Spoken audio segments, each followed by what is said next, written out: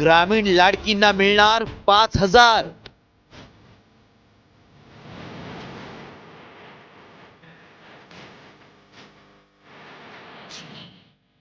केंद्र सरकारची गावातील महिलांसाठी योजना।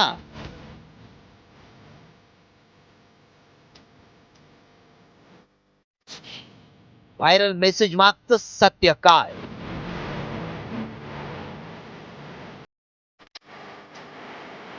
लाडकी योजनेप्रमाणेच आता गावातील लाडकींना 5,000 रुपये देणार असल्याचा दावा करणारा मेसेज व्हायरल होतोय।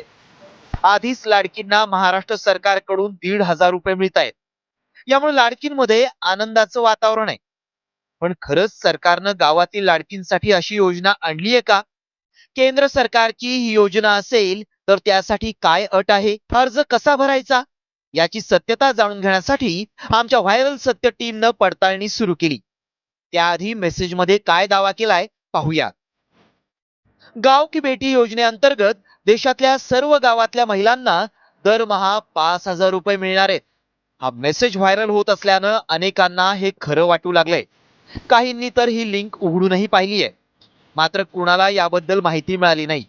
त्यामुळे आमच्या व्हायरल सत्य टीमनं या मेसेजची पडताळणी सुरू केली, याबाबत अधिक माहिती मिळवली। त्यावेळी काय सत्य समोर आलं पाहूया। केंद्र सरकारची गाव की बेटी योजना नाही। गावातील महिलांना 5,000 रुपये देण्याचा दावा खोटा आहे। अशा मेसेजेस संदर्भात पाठवलेली लिंक उघडू नका।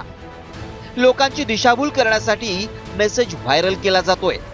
आमच्या पडताळणीत गाव की बेटी योजनेअंतर्गत ग्रामीण महिलांना 5,000 रुपये मिळणार असल्याचा दावा असत्य ठरलाय।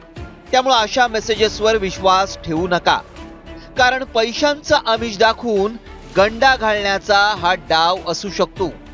संदीप चव्हाण, साम टीव्ही न्यूज।